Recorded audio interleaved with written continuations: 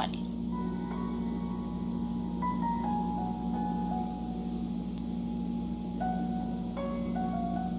በሟች ወይዘሮ ቀነኒ አዱኛ ዋቆ አሟሟት ዙሪያ ምርመራ እያጣራሁ ነው ሲል የአዲስ አበባ ፖሊስ ኮሚሽን አስታውቋል። በለሚ ኩራ ክፍለ ከተማ ወረዳ 3 ልዩ ቦታው ሰንሻይን ቤቶች ፊት ለፊት ከሚገኘው ውዳሴ ህንፃ ላይ ነዋሪ የነበረችው ሟች ወይዘሮ ቀነኒ አዱኛ ዋቆ መጋቢት 1 ቀን 2017 ዓ.ም ከሌሊቱ 10 ሰዓት አካባቢ ከቤቷ የማብሰያ ክፍል በኩል ካለው በረንዳ 5ኛ ፎቅ ላይ ለጊዜው ምክንያቱ ባልታወቀ ሁኔታ ወድቃ ለሕክምና እርዳታ ወደ ያኔት ሆስፒታል እየተወሰደች ባለችበት ወቅት ህይወቷ አልፏል ሲል የአዲስ አበባ ፖሊስ መረጃ ሰጥቷል። የአዲስ አበባ ፖሊስ መረጃው ከደረሰው በኋላ የምርመራ ቡድን በማዋቀርና የታክቲክ መረጃዎችን ያሰባሰበ ሲሆን የሟችንም አስከሬን ወደ ዳግማዊ ምኒልክ ሆስፒታል ለተጨማሪ ምርመራ እንዲሄድ አድርጓል ይላል በዛሬው ዕለት ከአዲስ አበባ ፖሊስ ኮሚሽን የተሰማው መረጃ።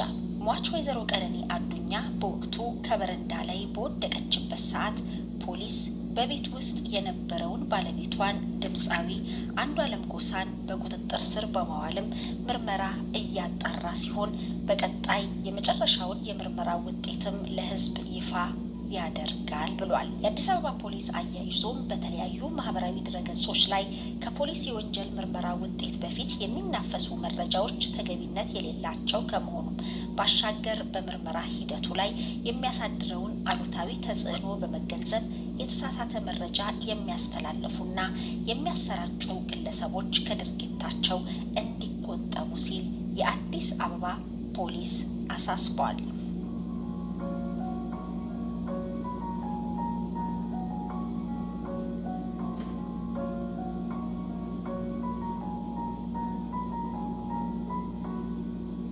ወጣቷ ቀነኒ አዱኛና ድምፃዊ አንዷለም ጎሳ በቅርቡ ትዳር የመመስረት እቅድ እንደነበራቸው የቅርብ ቤተሰቦቻቸው ተናግረዋል። ከዛ በፊት ግን ለ1 ዓመት ያህል በአንድ ጥላ ስር እየኖሩ ነበረ። የአዲስ አበባ ፖሊስ ኮሚሽን እንዳለው ለጊዜው ምክንያቱ ባልታወቀ ሁኔታ ከ5ኛ ፎቅ ላይ ወድቃ ህይወቷ ማለፉን ይፋ አድርጓል። ይህ ከተሰማ ጊዜ ጀምሮ ከሰዓታት በፊት እጅግ ፍልቅልቅ መስላ ቪዲዮ ያጋራችው ወጣት ምን ገጥሟት ይሆን በሚል ብዙዎች የተለያዩ ሀሳብና አስተያየቶችን እያጋሩ ነው። በኢንጂነሪንግ ከአርባ ምንጭ ዩኒቨርሲቲ በመጀመሪያ ዲግሪ የተመረቀችው ቀነኒ በሞዴሊንግ፣ በማስታወቂያ ስራዎች እንዲሁም ደግሞ በማህበራዊ ሚዲያ በተለይ በቲክቶክ ከፍተኛ ዝናን ያተረፈች ወጣት ነበረች። በሚቀጥለው ቅዳሜ ልደቷን ለማክበር በሚል ፎቶዎችን እየተነሳች እንደነበርም ተሰምቷል። ለልደቷ የተለያዩ ፎቶዎችን ሲያነሳት የነበረው ባለሙያ ወንደሰን በጋሻው ወይንም ወንዴክስ ስቱዲዮ መጋቢት 1 ቀን 2017 ዓ.ም ከቀኑ 10 ሰዓት ጀምሮ እነዚህን የልደት ፎቶዎች ሳነሳት ነበር። ማታ 1 ሰዓት በሰላም ተለያይተን ጠዋት መጋቢት 2 2017 ማረፏን አረዱኝ ይላል። እንግዲህ ከወንደሰን ጋር የተለያዩ ለልደቷ የሚሆኑ ፎቶዎችን ስትነሳ የቆየችው አመሻሽ ከ10 ሰዓት ጀምሮ እስከ 1 ሰዓት ነበር። ህይወቷ ደግሞ ያለፈው ከሌሊቱ 10 ሰዓት አካባቢ ነው። በዛ ምሽት ምን ገጥሟት ይሆን? ምን አይነት ገፊ ምክንያቶች ተከስተውባት ነው የሚለው ብዙዎችን እያነጋገረና ፍትህ ሲሉ እንዲጠይቁ የአሟሟቷን ምክንያት የአዲስ አበባ ፖሊስ ኮሚሽን አጣርቶ እንዲያሳውቃቸው እየጠየቁ ይገኛሉ። ቀደም ሲል እንደሰማችሁት የአዲስ አበባ ፖሊስ ኮሚሽንም በትዕግስት ጠብቁ፣ አስፈላጊውን ምርመራ አከናውነን በቅርቡ ውጤቱን ለህዝብ ይፋ እናደርጋለን ብሏል። የፎቶ ባለሙያው ወንደሰን በጋሻው ወይንም ወንዴክስ ስቱዲዮ ለቤተሰቦቿና ቺን የመሰለች ልጅ ለቤተሰቧ ትልቅ ተስፋ የነበራት ልጅ እውቀት ያላት ልጅ አንተ በየቦታ አግቶ የትም በመውደቅ የምትታወቅ ነው አሉ። እያንዳንዱን ነገር ሰምቻለሁ። እያንዳንዱን ነገር ሁሉ ሰምቼላለሁ። ሰካራም ለቤተሰቦቿ ታስፈልግ ነበር። ለዛች ምስኪን እናቷ ታስፈልግ ነበር። ሁል ጊዜ አናቅም ማን እንደሚገለን ጋይስ። ባዳ አይገለንም እኮ አይገርምም? አብሮን የሚኖር ሰው ነው የሚገለን። የወለድንለት ያፈቀርነው መስዋዕት የሆንለት ሰው እንዲሆን ከጎኑ ያንን ሁሉ የሚገለን ተቃጥያላ። ከጓደኛዋ ጋር የተጻጻፈችውን ቴክስት አየሁት። ጓደኛዋ በጣም ልታበረታት ትሞክራለች። እሷ ህይወት ከብዶኛል፣ አቅቶኛል፣ አልቻልኩም፣ አሁን ተስፋ ቆርጫለሁ፣ በጣም ደከመኝ። እያንዳንዱ የተነገረኝ ማስረጃ፣ እያንዳንዱ ማስረጃ አንተ ነው የገደልካት፣ አንተ አዝማሪ ጠንካራለሽ። በጣም ብዙ ነገር አሳልፈሻል። ይሄ ደግሞ ካለሽበት ሁኔታ በላይ ብዙ ነገር አሳልፈሻል እያለች ታበረታታለች። ለቤተሰቦቿ ታስፈልግ ነበር። ለዛች ምስኪን እናቷ ታስፈልግ ነበር። በቴክስቶቿ መሀል ምን እንዳለች ታውቃላችሁ? አንዳንዴ መናገርም ከባድ ነው አለቻት ማለት ነው። እያንዳንዱን ነገር ሰምቻለሁ። አይኖ ኢትዮጵያ ውስጥ ገዳይ ማን እንደሆነ አይነገርም፣ ግን አንተ ከብት ገብቶ አልነግርሽም። ሌላውን አንተ አዝማሪ ወይ ወጥተሃል ወይ እስር ቤት ቁጭ ብለህ ጫትን እየቃምክን። ፖሊስ ማስረጃ አትበሉኝ። እዛ ኢትዮጵያ ውስጥ ፖሊስ ማስረጃ አለ። እንዴት ናችሁ? እንደዚህ አይነት ቪዲዮ ስራ ዛሬ የመጀመሪያ ጊዜ ነው። እቺ ልጅ ከጓደኛዋ ጋር የተጻጻፈችውን ቴክስት አየሁት። ጓደኛዋ በጣም ልታበረታት ትሞክራለች። እሷ ህይወት ከብዶኛል፣ አቅቶኛል፣ አልቻልኩም፣ አሁን ተስፋ ቆርጫለሁ፣ በጣም ደከመኝ ትላታለች። ጓደኛዋ ደግሞ አንቺ ጠንካራለሽ፣ በጣም ብዙ ነገር አሳልፈሻል። ይሄ ደግሞ ካለሽበት ሁኔታ በላይ ብዙ ነገር አሳልፈሻል እያለች ታበረታታለች፣ ትሞክራለች።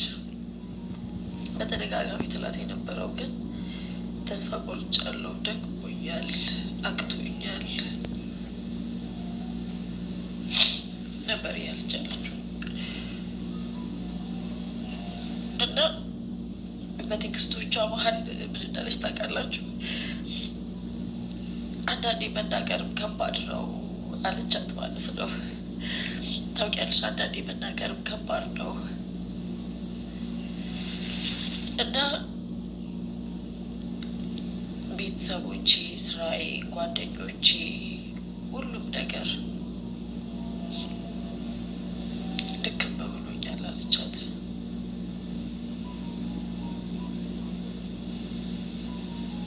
እና አንዳንዴ በቃላት የሰው ልጅ ካለበት ሁኔታ ውስጥ መውጣት ብዙ ነገር ያደርጋት ነበር። ይሄ በዚህ ላይ ነፍሰ ጡር ናት እህታችን። ነፍሰ ጡር ነገር ናገራለሁ። ከሰዓታቶች በፊት እቺ ልጅ ስደንስ ፖስታለች። ስትስቅ ፈታ ስትል ነበረ። አንድ ነገር የምናገረው በትልቁ ተጠርጣሪ አድርጌ የማየው እሱን ነው። አንዷለምን ነው። ለምን በሉ፣ በምን ምክንያት እቺ ሴት ራሷን ልታጠፋ ቻለች? በምን? ወይ ራሷ አጥፍቷታል ወይ ደግሞ እሱ ምክንያት ሆኗል።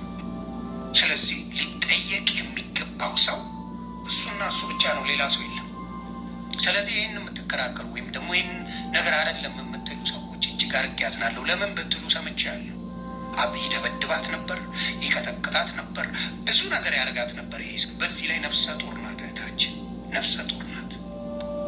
ስለዚህ ብዙ ነገር ልታስብ ትችላለች። ኢቭን ራሷን ብታጠፋ የማጥፋቷ ተጠያቂነት አቢዩዝ ያደረጋት አቢዩዝ እያደረገ ከእሱ ጋር የኖረችው ሰው ይሄ ሰው ነው። እኔ ለሴቶች አንድ ነገር አለኝ። እባካችሁ አንዴ እጁን ያነሳባችሁ ወንድ ሁልጊዜም ህይወታችሁን ሳያጎል አካላችሁን ሳያጎል አይፋታችሁ። ስለዚህ እጅግ አዝኛለሁ። ይቺን የመሰለች ወርቅ ልጅ አቢውዝ ተደርጋ በአቢውዚቭ ሪሌሽንሽፕ ላይ ቆይታ በለጋ እድሜዋ መቀጠፏ እጅግ ያማል። ከፍርድ ማንም ፋን ቢኖሩ ማንም ቢያደንቅ ከፍርድ አታመልጥም። አንዳንድ ወንዶች እጅግ አረመኔ፣ ባለጌ፣ መረን ሚስቶቻቸው የምትደበድቡ የምትቀጠቅጡ አለ። እጅግ አዝኛለሁ። ዮኒ ማኛ ብቻ ሳይሆን ጥቂት የማይባሉ ሰዎች ሞቷን ከድምፃዊ አንዷለም ጎሳ ጋር እያገናኙት ይገኛሉ። እናም ፍትህ እንዲሰጣት እንፈልጋለን። ከዚህ በፊትም አካላዊ ጉዳትም ስነ ልቦናዊ ጉዳትም ያደርስባት ነበር ሲሉ ሰምተናል። ነገር ግን እንግዲህ እኛ የምናውቀው ነገር የለም። ፖሊስ አጣርቶ እውነተኛ መረጃውን እንደሚያደርሰን አምናለሁ። ቀነኒ ገና የ26 ዓመት ወጣት ነች። ከአንዷለም ጋር ለ2 ዓመት ያህል በፍቅር ከኖሩ በኋላ በቅርቡ በጋብቻ የመተሳሰር እቅድ ነበራቸው። ስራ ላይ እንደሚደጋገፉ ነው እንግዲህ ያገኙት መረጃ ከጓደኞቹ የሰማነው መረጃ የሚያመለክተው። ከሩቅ ያሉ እናንተና ድርሳችሁ በቀነኒ አዱኛ አሟሟት ዙሪያ ከዋትስአፕ ላይ የተገኘውን የጽሁፍ መልእክት እናድርሳችሁ። አርብ ዕለት ተጣልተው ነበር። አርብ ዕለት ከጓደኞቹ ጋር ነበረ። በምንድን የተጣሉት? በመውለድ ኬዝ ነው መሰለኝ። እሱ ልጅ አለው አይደለ? ከሌላው እሷ የላትም። ልጅ ልውለድ ስትለው አያትወልድም በሚል ሪሌሽን በጣም እንትን ነበራቸው፣ ጸብ ነበራቸው፣ ይጣላሉ። ይሄ የጓደኛ ጸብ ነው። የውስጥ መቼም እንከን አይጠፋብንም አይደለ? በህይወት ስንኖር፣ በትዳር ውስጥ፣ በሀገር ውስጥ ስንኖር አንድ ላይ ነው የሚኖሩት፣ አንድ ቤት ነው የሚኖሩት። ልጅ ሊያምራት ይችላል። ልውለድ ስትለው አያትወልድም አላት። በዚህ ተጣሉ። በምን አወቅሽ? ይህን ኢንፎርሜሽን እንዴት አወቅሽ?